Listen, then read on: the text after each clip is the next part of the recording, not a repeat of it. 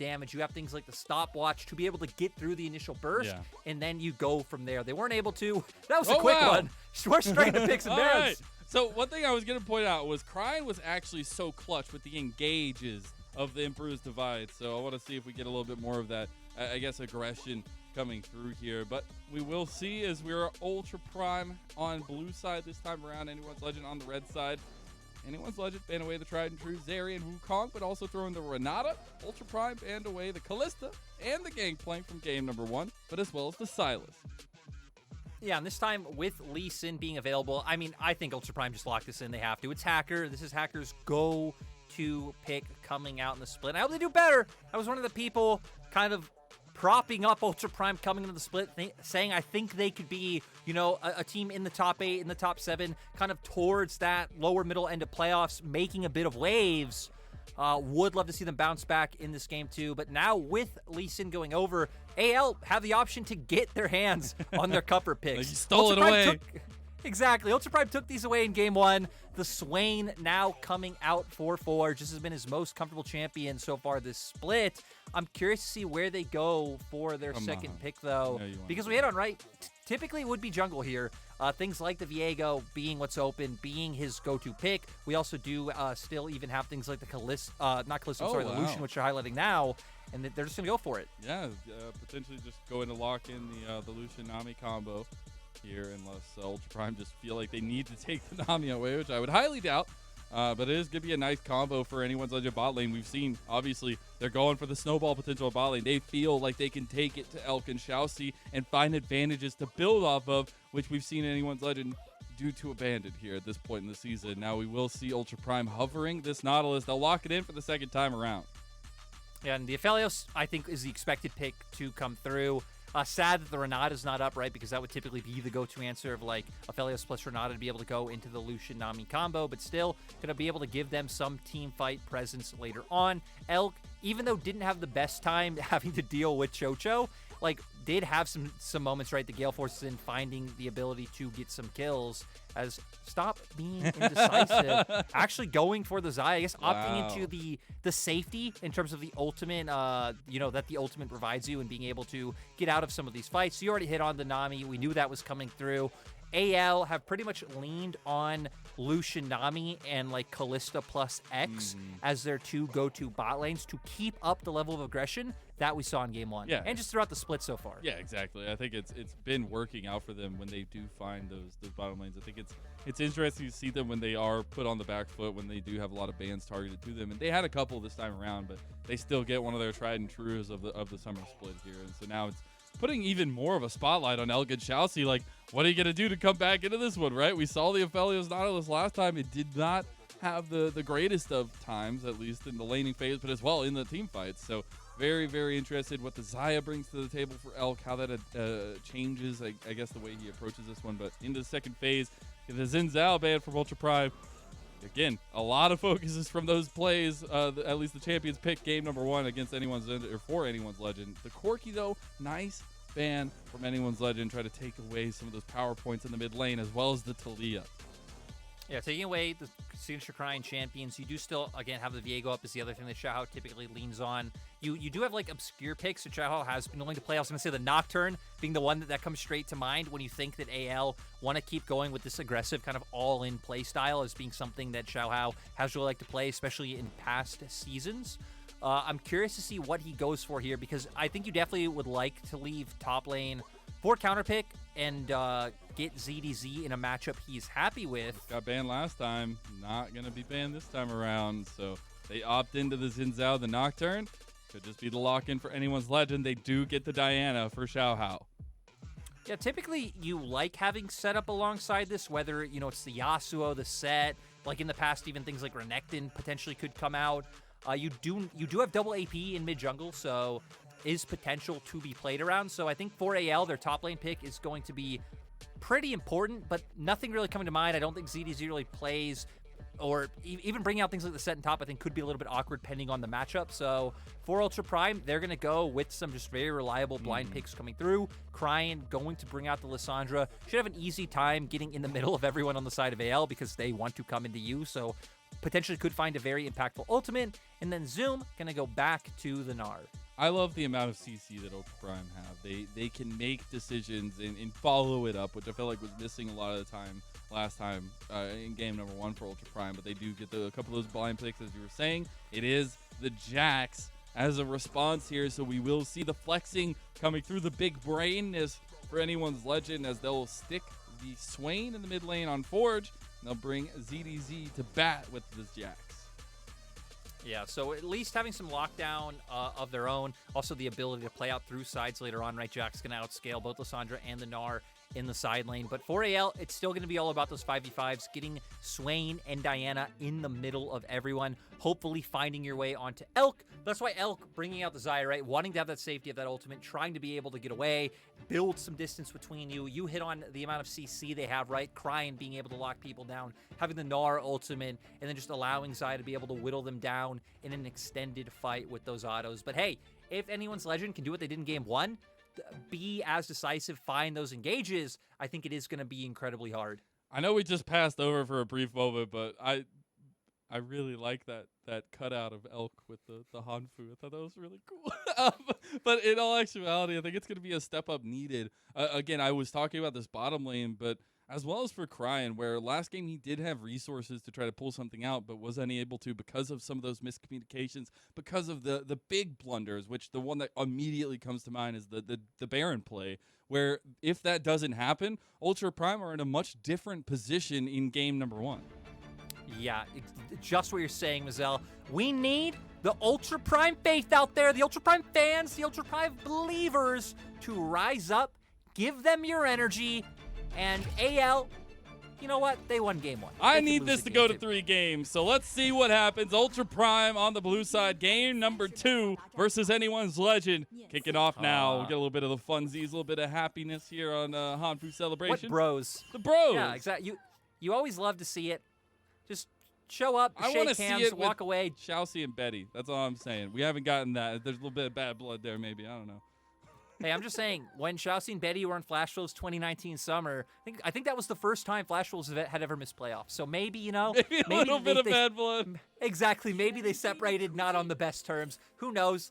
I'm not even actually speculating that. That is actually just a meme. Absolutely. But Elk coming out, Hail Blade, so wanting to match the level of aggression that's going to come in from the 2v2s. But I really like that you kind of had the spotlight on Cryan in draft, because I feel like a lot of the heavy lifting from Ultra Prime is going to have to come from mid-jungle. You do have mixed damage. You maybe can try to disrupt this Diana in the early game.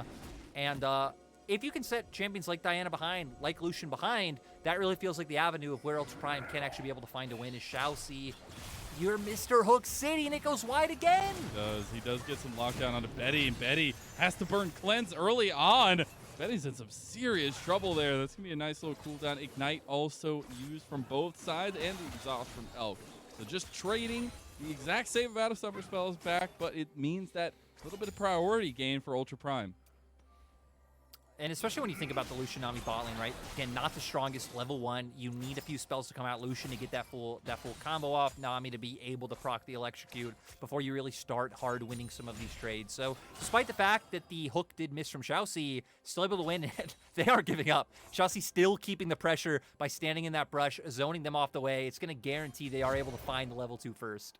Exactly, a little bit of advantage. But I want to go back to the general conversation that we were having in terms of like where we want to see the focus for these two teams. Coming into this one, Ultra Prime, the top side of the map was the focus for them. Anyone's Legend, the bottom side. But especially in this one, it feels like Ultra Prime are going to need to weather this early storm from Betty and Chocho once they hit that level 3 mark. And once we see Xiaohao finishing his pathing down to this bottom lane. But again, we see Hacker on a unique path himself that we saw come to success in game 1. But this time, he's spotted out by the ward. And Hacker's going to be the difference maker, right? Because you're kind of hitting on having to survive the early game of AL's bot lane. The good thing for Ultra Prime is that, I mean, they have the stronger early jungle. They also have a Lissandra that pairs up with the Lee Sin incredibly well. So that's why they're the ones who are able to look for the aggression pre-6, because Xiaohao not really going to have the ability to influence. But nice read by him. Since they do spot out Hacker on the ward, he can just go for trading camps on the top side. See a little bit of trading on the top side as we continue to highlight on that one. But I do want to see, and we do see Xiaohao taking a little bit of aggression here into the top side jungle, maybe looking to make a little pit stop for ZDZ, as we actually got to see a little bit of last game. And it was that adaptation I was talking about for Anyone's Legend, where it's not just about the bottom lane. They were able to find advantages elsewhere. Yeah, they were able to find some advantages elsewhere, but I think this game, right, we're expecting the slower pace. We're expecting the slower pace coming out kind of from both teams. For up, I would like to see a little bit more in terms of like hitting on mid like we've hit on, but for AL, I mean, you're going to need to hit the level 6 on the Diana. Oh. He's just been spotted in every path he's taken in this game. It's kind of nutty. It is kind of sad coming out from Hacker, but, you know, good vision control coming out from AL. The thing I'm curious to see as the game goes on is how AL start fights, because it's really going to rely on things like actually Forge just being the one to like run forward, get his slow down, Xiaohao maybe having to flash in to guarantee the dash, and then, you know, hit the lockdown. It's going to require a lot of these like kind of small, minuscule windows and a lot of, I don't want to say outplays, but like individual skill expression to come through to be able to guarantee the engages that they want to find. Yeah, but I think that's where if you're looking at Anyone's Legend, you value the comfort that you're getting on the Swain for Forge, right? And a little bit of the potential engage with the never move and the catch-outs that can possibly happen. The big team fight that will be strengthened with Forge in there when you're looking at, you know, trying to pick apart fights and whatnot for Anyone's Legend, because they will need to find those catch-outs. They will need to find a way to get Betty within distance, but not within death, because I think there's a lot of possibilities, as I was hinting at earlier, with the CC to lock down Betty and shut him out. We might see that right now. The CC able to come through. Hacker waiting in the wings. Oh, Shouty says hello again, my friend. He doesn't find him, but guess who does? It's Hacker for first blood. Ultra Prime. Get a bit of deja vu.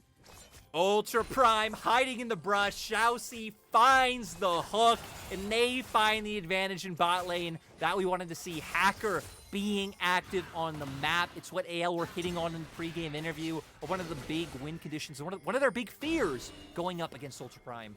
And it strikes first. Nicely done. The little lollipop is not one that Betty is going to be very happy to receive from Xiaoxi in that aspect, but it's a really good look, and we'll get a replay of just how close it was. Yeah, just, I mean, kind of weaving in the middle of the minions, right? It seems like they don't expect him to be here. Chocha was channeling his recall. Ultra Prime's bot lane had been waiting in that brush for quite a while. As Flash comes out from Hacker, able to guarantee the Sonic Wave connects to be able to get the damage down. So overall, just nice play coming out from the bot lane and jungle of Ultra Prime. Xiaoxi still has Flash, too, right? Everything, that was the double Flash from Anyone's Legends bot lane. And Xiaoxi, with the engage potential, still has Flash available. Exhaust is back up now for Elk, so they have an ability to continue to put down this bot lane. Yeah, they're going to be able to keep looking to all in on that, but I kind of want to move to the other side of the map because we saw ZDZ stack up a huge wave onto Zoom. Hit 6 first, was able to zone him off, which allows him to get the free reset and just walk back up the top lane. So ZDZ so far doing some work. Zoom didn't fall behind in terms of minions. Didn't look like ZDZ had any sort of freeze. Was just able to build up a big wave and get himself a bit of a window where he can come back to lane with an item advantage. But Zoom does still have teleport. Am I ridiculous for thinking Betty's going to have some seriously fancy feet in this game to be able to stay alive? Because it is terrifying. I feel like, and I'm not nowhere near the skill level as Betty, obviously, but I feel like this Lucian is going to have to be on one here. And starts by getting some resources. He's going to go straight in. The exhaust is utilized. Xiaoxi gets the re-engage. Nice feather recall, the blade caller, to stop them in their tracks, Lyric. That is unfortunate. Yeah, Xiaoxi able to get away. Just so unfortunate coming out from AL when Xiaohao able to find the gank. But Forge, it's blue side dominance. Frozen 2 comes through. Oh, Hacker not able to connect. And Forge does use the demonic ascension, but he does survive as well. Still, ultimately, Ultra Prime coming out ahead on the map. They don't lose anything in bottom lane, despite the fact that AL commit resources there. They send Hacker mid. They get a flash and an ult of their own. Just coming up nicely, but going back to your point about Betty having to have some fancy feet, I feel like it's going to come down a lot to who's starting up the fight, right? Because if AL are able to find their way onto Ultra Prime first, I mean, you're not even going to be thinking about Betty, right? You're going to have Swain in your face, Xiaohao's going to be on top of you, a tidal wave's going to be coming through. The hard thing will be about being able to guarantee that you have that first move onto objectives or onto engages to come through, I think you're going to need a pretty good vision control, especially control wards, to guarantee that Xiaohao can find some of those off angles to come at that Ultra Prime won't be expecting. Now, we did have first objective taken by Ultra Prime. Rift Herald is now in the pocket of Hacker. We'll see where the resources are going to be distributed in that faction, in that factor itself. But now there's the Hex Flash over the wall. Xiaoxi gets the dash out of Betty, but not too much more. Dragon on the table, which we haven't seen anyone's Legend go for at all this time around, even with a little bit of that focus on bottom side. The problem was the fact that their bot lane was losing out because of level 1, right? Because of level 1 coming out from Xiaoxi, where he's able to generate so much pressure with AL losing the trade, AL haven't been able to consistently keep up prio down there. So nice just by Elk and Xiaoxi being able to do well in the 2v2 to make sure that AL can't go towards that game plan. With them coming off resets now, they will finally be able to secure this one, but not as early as they did in game 1, to where they were able to put a lot of threat onto Ultra Prime with the threat of an early soul. Yeah, I mean, we were at like 22 minutes for the soul dragon for anyone's Legend last time around. ZDZ will spot out Hacker, transitioning to this top side, but there goes that objective. Hacker will reset. I'm sure looking to find positioning for this Rift Herald next. I mean, I would like to see, he's obviously heading down to this bottom side. I wouldn't mind seeing the resources given over, but we're seeing so much push from anyone's Legend now with this Lucian Nami combo. Be a little bit difficult. Yeah, I still feel like it has to go down to the body. Xiaoxi does it again! The pointing clicks. Betty is out of there, though, with the flash and the cleanse, so he gets out. But, man, Xiaoxi's got a bit of mental gap right now on Betty. This is what you want to see when you watch Xiaoxi, right? Because if you think back to 2020 E-Star, all you think about is Xiaoxi's Thresh. Xiaoxi's Blitzcrank hitting the hooks left and right. So glad in this game, too, he's finding them, and he just keeps generating pressure, walking to Fog of War, Hex Flash in. Is AL going to try and find a play mid? You find Crying. He does get out with the ball, but it's the CC chain. He goes into the frozen tomb, but a tomb it shall be, Lyric, as anyone's Legend finally on the board. With Xiaohao waiting in the wings, just AL able to find the pick. Their bot lane and moving over first as well. So nice response pick coming out from the side of AL. Hopefully it gets Xiaohao closer to his rocket belt, because when we hit on of like 4AL, where you don't have, right, a Nautilus and Ornn, these like easier ways to find engages, you're going to need a lot of different ways to be able to get on the back line. So getting Rocket Belt will be incredibly crucial for Xiaohao. You do have things like the Nami ultimate, though, which could make it a little bit easier. But speaking of bot lane, I got my wish, Hacker, I think. I think Hacker going to drop Herald. Yeah, he's going to use the resources bottom lane here. Try to get Elk ahead, but Betty and Chocho are right here. I mean, to be fair, Mazel, you do have a Lissandra mid and a Nar top. So hey, you gotta give me the dubs, all right, Lyric? You gotta give me the dubs every now and then, okay? It's the little things for a play-by-play that make me happy. It makes my brain go, yay! It's not, no, that's actually not true about that's for anyone. The little things are what you appreciate in life. So I'm sorry, I actually just corrected you again and took away another. You took dub, yes. So. You just keep correcting me. It's fine. That'll be our dynamic. I'm sorry. It's I'm sorry, okay. It's okay. I didn't mean to. But we do see Zoom actually pushing in ZDZ on the top side. The TP will be available. He actually stops his back to get this wave here. Not wanting to let it crash, get those plates over to Zoom, who in fact might get a little bit of aggression back on himself as the Mega Gnar that's coming up for him here. And we're looking back down to the bottom side of this map and looking at where Hacker is really getting involved next, because he has been the movement forward. But I think for me, it's the Xiaoxi factor. It's 9 days. He's on the same champion. He's on a different side. But the Nautilus looks like night and day comparatively to last game. Just with the start that they've had in lane, it's been so much better. Going to be able to guarantee this turret in bot lane. And oh no, anyone's Legend. They're going under the tower. The tidal wave not going to hit anybody. Blade Caller does bring it back and gets the root, but the tower will fall eventually. And if you stick around anyone's Legend, 2 more people will be biting the dust here, so they back away.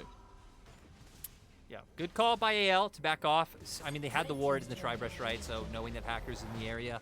And for AL, all they can do is try and find something else on top side. Xiao's level 8. I wonder if he playing a little bit funny. He's sightseeing.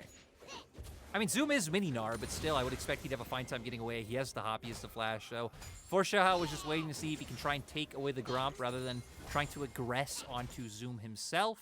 And I mean, heck, it just seems like for Xiao, the only thing you can do now is just go back to your jungle, pick up your Raptors, maybe have a reset come out. And we're kind of seeing the difficulty in terms of how you can link up your jungle with your Oh, no, lanes he's in on this vision. draft to be able to get something done. Oh, Betty. Tries to dash. Chocho stops his back to try to help out. The kick is there. He's blocking. Hacker. He's going to get the kill anyways. And Hacker survives to at least take one down to the depths with him. Nice bubble by Chocho to make sure that they do get the kill back in response. But Hacker still finds the critical kill onto Betty. Showing again why, Chinese fans calling him Ultraman the first 15 minutes. He is willing to make these proactive plays. And that is why you need to fear him. But ZDZ trying to scale up and be a bit of a monster for Ultra Prime to deal with later on. It feels like that is a win condition that they are having to lean on right now, is we just get to see, like you said, he was backing on the ward. Hacker trying to get here as fast as he can to guarantee this kill. Sonic Wave's going to connect. Not much Betty can do with how strong Hacker is at this time, and Betty not having any mana either. But right there, Bubble does connect. Some nice damage comes down to Hacker with another ward hop to guarantee that the kill comes through. Oh, that feels so bad for Betty, though. I do want to take a check-in here, though, because we have both objectives on the map at the same time at this point. And the big golden option right now is the mid lane for Ultra Prime as they pounce onto Chocho. He flashes away. Betty dashes away from the Everfrost and Brian. They'll get out calling onto Elk here. Just a trade of ultimates. But I was going to say the big focus for me is the Rift Herald. Dragon at this point doesn't mean anything, but this Rift Herald, it could be a key unlocking factor, and both teams know that. And some key ults down, right? Crying not having ult, I feel like is big, but Betty and Chocho, more importantly, do not have theirs up. Still, oh wow, it's going to be enough to dissuade Ultra Prime in terms of not having what's going on? Lissandra Tomb there. Oh, wait, what is happening? Kelly, are you okay? Blink once for yes and two for no. Oh, okay, it was one blink. She's okay. She's okay. All right. Even have words. Our Rift Herald, What was our it? minions, our neutral minions have been What on one. was it? It was the Gromp in the mid lane. It was the Gromp, Yes. right? It was the Gromp, yeah. They just, they're tired of being caged up. The animals need to be free on the Rift. This was their home. They want to take time to look at everything. And Hacker wants to take time to look at their first dragon for Ultra Prime. I think it would be kind of interesting if the game was changed to where jungle camps actually did move around the jungle. Oh God, please no, please not more RNG. I don't want more RNG. I don't think we need that. I don't specifically want that, but I don't feel like it's out of the realm of possibility in terms of some things we've seen come into the game. I'll just stick to the elk that walks around, the ducks, the rabbits. Like that's fine. I don't need the blue buff to walk around.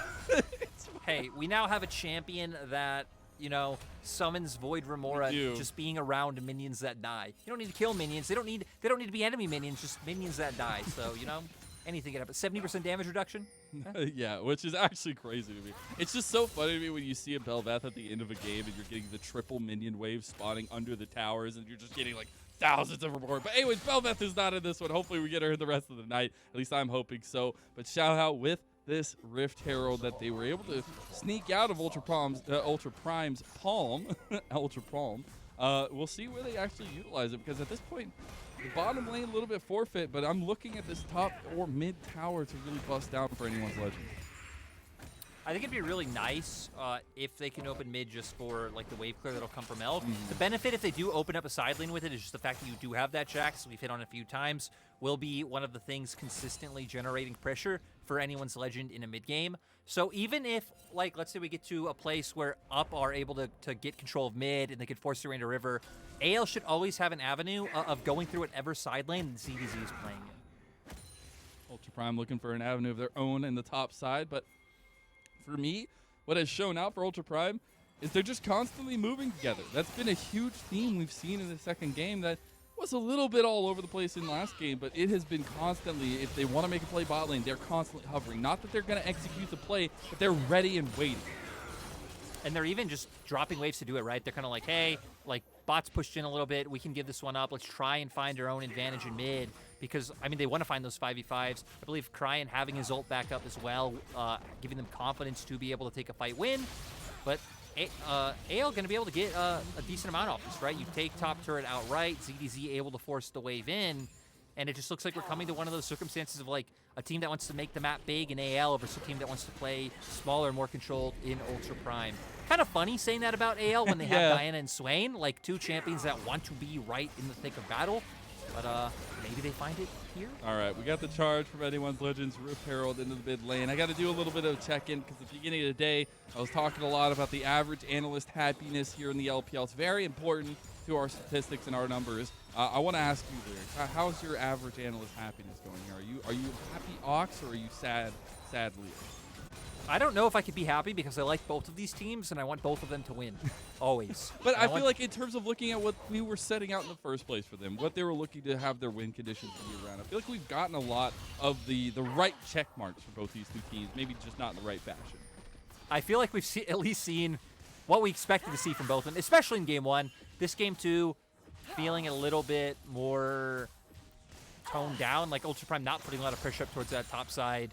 AL not able to find the advantages in bot, right? So kind of a flipped script. Not for lack of trying, though. Like, obviously, we saw Xiao go bot very early on. Hacker's been everywhere on the map, but not able to hit the same early game strides because, I mean, nice reads coming from both teams, right? I mean, able to escape ganks, like when we saw Xiao able to survive in bot lane. Forge, like, sure, he did have to blow his flash, but not giving an advantage over to Hacker when he came to the mid lane. Well, I will say, and speaking of that mid lane a little bit more, it's a bit of a different tale than the first game we saw, where both of them were actually, I guess, Forge a little bit less so, but both were getting some resources in the mid lane. It's been a little bit more quiet, a lot more propensity to move in this one, but still a lot less coming in terms of resources. And it's really been just about keeping control for the most part. And especially when we talk about control, I think one nice thing, like coming into the map state now, especially with AL having side lane control, is even if they don't play out through sides, they can at least constantly rotate ZDZ over, come off at an angle, find the counter-strike, and that potentially sets up the fight that you want. We see both Forge and Xiaohao now have stopwatches, so I think that's like a really key timer where they feel comfortable in taking a fight because they're not as afraid being the champions who have to be the ones to look for the all-ins themselves. Brian will be opting into the side lane play. They do take the tower, but Anyone's Legend putting even more bodies around mid lane. Never move connects onto Xiaoxi, and damage will follow afterwards. Cullen comes through as well. Decent amount of cooldowns used. Hacker connects on Chocho, but will not follow that one up. Back coming through from Cryin. He has the Unleashed teleport, and Dragon is on the table. It's kind of funny, too, because we're just seeing both teams trade windows. I'll pause on that, though, because Zoom, with the fact that he has Mega Gnar almost here, Ultra Prime feeling really confident about the fight. Yeah, and Cryin and Xiaoxi still not even close. Like, Cryin might have TP, but Xiaoxi wouldn't be able to join in, so Ultra Prime are just going to elect to give this straight up. We'll put AL on 2. And now for Ultra Prime, it feels like trying to get some vision control back in bot. You're going to have to send someone to answer that top wave. And, yeah, it feels like we're just going to go back to where we were a second ago in terms of... Wait. Oh, wait! Hacker, a little bit hypey there, but, you know, it is what it is. Forge has to pop the demonic attention, Mega Gnar, and Forge has to go golden now. He'll heal up a decent amount while he's in there. The Never Move brings Hacker back in. The Vision of Empire helps as well. Xiaohao wants to follow this up as Forge flashing over the wall. The nice blast cone, though, will get Ultra Prime out of dodge, but it's 4v3. Anyone's Legend have overextended themselves, but they've evened up now. Betty, not a lot of health, gets instantly deleted by Cryin, and Ultra Prime have turned it on. The engine is revving up here in game number 2. ZDZ is on his own. He's all by himself. He gets one back on a Xiaoxi, but he gets Everfrost locked down, and Zoom gets the kill. And now Ultra Prime going to start building up this gold lead. Looks like they're going to try and take bot turret. Forge going to have to TP in, so not going to be able to find anything. But great fight coming out from Ultra Prime. It started off in a bit of a weird way in terms of, like you said, Hacker being hypey. We saw missed ultimates back and forth. But Ultra Prime finding a foothold in this game. And nice, we get to go straight into the replay because Hacker, knowing they have more members on bot side, looks for the steal. Kicks the Lissandra away. Xiaohao not able to connect with the lockdown, especially because the Ward Hop able to come through from Hacker. But Forge, my God, by so much time with his ultimate, the damage from the pop is huge as well. But it feels like the important thing is the fact that, like, so many members are already low. I believe Lucian had already gotten chunked out low in the mid lane. Forge now not having the ultimate available. He just gets and now Elk and Cryin still at 100% from the push that they got in mid. They turn on him, he gets popped. Sure, ZDZ's able to find a kill onto Zoom. Or was it on Xiaoxi because he's mini? Okay, onto Xiaoxi because he's able to find the Counter-Strike. Sorry, there's so much going on right now, Mazel.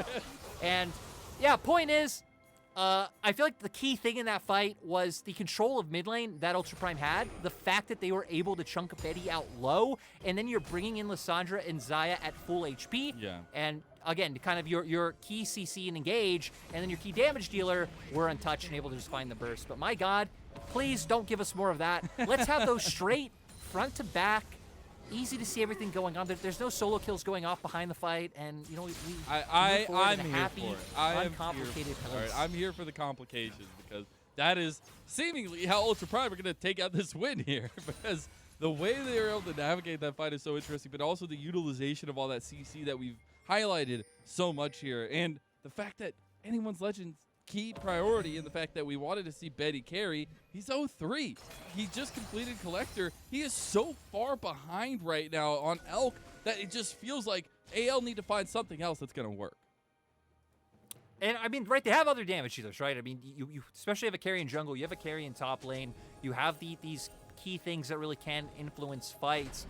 Ultra Prime aren't like incredibly far ahead to the point of to where I feel like AL need to be like ridiculously scared. But now we're starting to see things like, I mean, the fact that Ultra Prime were able to chunk out Betty in the mid lane, I feel like comes down to the fact that Elk having this range with his Q available, like you said, now sitting a whole item up over Betty is going to make it a lot harder for him to be able to find the damage coming through. And like you said, Collector being built, we now have like the armor stacking coming through, Zoom having the Randuin's Omen, Zanya's being built for Cryin, and I feel like they're going to make it very hard for Betty to be able to find any semblance of impact on this game. The hacker is just searching right now, trying to hack into the mainframe of anyone's Legend and find a pick where he can. Ultra Prime will be positioning up towards this top side of the map, though, into the red buff of anyone's Legend. You got to still think about the catch-out that anyone's Legend can have, the team fight potential with Forge. We've seen a lot of possibilities there, as well as the item completions coming across for anyone's Legend. Yeah. At least I like, and you know, you're saying item completions, and you just hit on like, hey, AL might have to look for another avenue to be able to take wins in this game. We do see that ZDZ built Hullbreaker, and Hullbreaker was obviously an item that was, I mean, we could say nerfed, but like changed, right? To where they like hit it early and buffed it late, trying to like push it to not be an item you just first buy and are incredibly strong in lane. Yeah, and they're like, hey, like we still want this to be a split push item that is strong, but it should not be you build it in laning phase and you just win out lane, like the resistances, all the shenanigans with minions, just no. So ZDZ maybe going to opt into more of contributing to sides, but AL, with the fact you have Diana and Swain, it feels really hard to not like commit to 5v5s with your comp. Feels almost impossible. I just think it's so funny how we went in game one where it was like skirmishing all over. Yes, we had big skirmishing around the objectives, but in this game, it's literally objective fights or nothing, and Forge is going straight in. He will go gold, and he's buying so much time. This is a nice fight for anyone's Legend, but they can't get picked off. Chocho is down. Big moonfall, but it's not enough. Betty is on the side. Betty finds Elk, and anyone's Legend. This was the fight that they were looking for, and somehow they turn it all around. A double kill for Betty. Never Move does not connect onto Cryin, but the Vision of Empire will spot him out, and that is Dragon. It started up for anyone's Legend. What a turnaround. And I don't even know how someone like Elk gets picked off when the whole enemy team is right in front of you. But AL find the angle. Xiaohao, like you said, the moonfall, able to connect. It doesn't matter that Chocho went down extremely quickly. AL having the damage there, and now going to be on soul point once again. Everything's going wrong for Ultra Prime again, Mazel. They need Ultraman. They need him to zip up the suit and get on going. Something at this point, because this fight is so whole-handedly a fight that anyone's Legend wants to take. I mean, like the fact that Forge finds the CC and forces the ult out from Elk so early, which allows for Xiaohao to go in, you connect some damage, Betty can just jump over the wall, was waiting for his right time. Like, to me, that's what won the fight, right? Connecting straight onto Elk and then having other members with the ability to follow up, but also not being too quick to pull the trigger, right?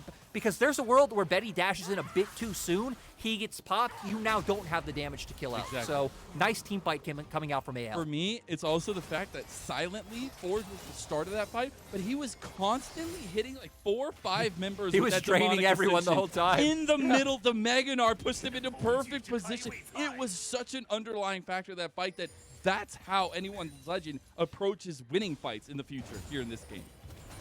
Yeah, and I think it's a good thing that Up, well, I mean, a good thing for AL that Up are trying to scrap, are trying to go toe-to-toe as both top Zoom laners wins also. this one anymore. Yeah, I mean, definitely should not, especially as is Megan are getting closer to timeout. So for AL, not only winning in that last fight, but Oh no, Crying! Oh, We needed him to be the mainstay, needed to be a pillar for Ultra Prime. He almost gets caught out there. Has the flash, does have to burn it there. Betty trying to get the aggression. Okay, but Betty now also has no flash. Like, you do have a lot of mobility, right? You have your E, you have the Gale Force, but still, that might come to bite you later on. But at least for AL, they do have other damage dealers, like we saw in the fight that they just won. So both teams now pretty much even. 8-8 in kills. Really, the one benefit being AL having this massive dragon lead. But still, now that we've seen that AL can come out ahead in fights and are still winning with ZDZ in the side lane, I feel like AL in a very comfortable position. But still, let's remember that Ultra Prime also did give that engage a little bit easy in terms of Elk getting pulled. No, oh, no. Hacker doesn't get the red buff, and he gets picked. Tidal Wave coming through. It's about to be the TP, the Forge engage here. Elk gets caught out. He takes down Betty, though. That's a big pick out, but Elk has to get out of here now. He has the Blade Caller coming up soon. He had to use the Featherstorm Forge. Able to get the Never Move on Crying. TP into the mid lane from Zoom. Try to put up a defense here, but it's a great pick onto Betty. Elk coming in clutch to save a play that Hacker, I mean, just a little bit confusing, opting into the red buff steal, and wait, oh no. What? You don't have We're gonna get a Betty. fight. We're getting a fight, Mazel. Elk is backing right now with no health, and now Zoom is trying to get away. Elk is just gonna finish his back while the rest of his team is getting picked apart here. Everfrost is huge. But they have to flash, they have to burn everything, and anyone's legend are flexing their muscles here.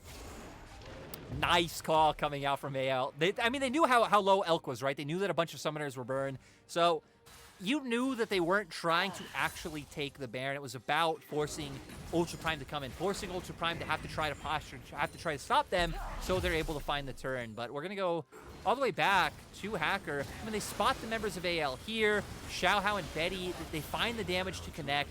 Again, I think extremely fortunate that Elk is able to find this kill onto Betty because Ultra Prime were just giving advantages left and right. He's able to lock him down. Cleanse not coming out in time, and even if it did, it felt like the damage was there for Elk with the lead he was able to generate. Nice lockdown from Cryan to make sure ZDZ can't get onto his AD carry, but still, with the damage that was done, that's why they were able to force that Baron. And I want to just take a second here while we're looking at anyone's legend pushing into siege here in mid lane against Ultra Prime.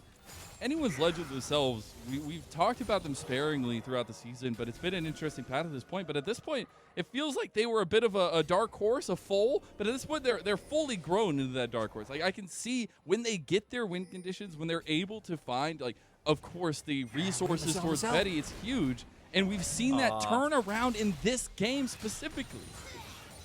Yeah, AL, I mean, we hit on it earlier, right? They seem like a team that could beat pretty much anyone coming into the league. I do gotta say, I was disappointed with the amount of tension that Ultra Prime were building in that play, hugging that wall, looking for the pick. That not able to find it, Counter-Strike just gets popped by ZDZ, and it's like, yep, I'm out, boys. As we once again get back to just posturing in the mid lane. To be fair for AL, right, they do have their sides pushed in as Elk. That to be forced to Gale Force out. At least just a little cooldown. Not the giant cooldown, but anyone's legend. Never move on to two members. Yeah, it does have a nice little engage possibility here. Dragon is up. This is Infernal Soul for anyone's legend. Now, we have to see what Zoom can get done. Again, the Mega Gnar bar is stacked up. You've already forced the Gale Force out from Elk, though, coming from AL. But they just get it. Yep. They just get That's it. Tidal Wave to separate the fight. Forge is fine being the engage. He's fine if you engage on him. And Xiaohao is fine with a moonfall from the heavens. As you get Betty on the side, Betty takes him down. And it's a 5v3 right now. Ultra Prime are headed for the hills, and anyone's legend are headed for the Baron. AL gonna look for it. Ultra Prime. Oh, Betty! Oh no! Oh, Betty! He's insane! He's insane! That man is insane in the membrane. That was Mojo, Mazel. That was pure Mojo. I know Munchables is watching because he's casting next, and my God, Betty. Betty does not care. Now, I mean, heck, still not caring. On like 15% HP, they're going to force this Baron because of the numbers advantage that they have. It is all up to Hacker. This is it. This is where you can turn it completely around. He doesn't have any way to get into pit, though. And so it's just Baron, it's Soul, it's everything for anyone's Legend. Once again, we've seen it every single time from Ultra Prime, right? Ultra Prime have consistently kept it close against pretty much everyone, right? There's been a game here or there where they've gotten blown out, but always able to bring the fight. But it's always these small things, always these small circumstances where the enemy team able to come out ahead. AL should be primed to take this game at this point, right? Like you said, they have everything. They have Soul, they have Baron. They could look to push. They could look to play out through 2 lanes, considering you have ZDZ, who definitely is going to be spanking Zoom right now.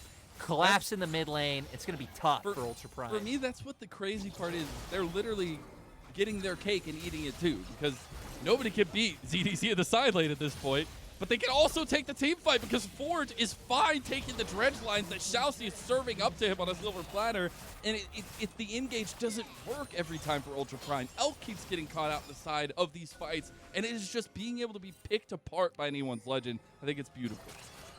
Especially when we look at itemization, right? Because, sure, Crying does damage, right? I mean, has the Rabadon's Death Cap, has the Electrocute, but AL knows they really only need to itemize 4L coming through. So Forge already having the Randuins, has the Zanyas as well, just a ton of armor under his belt.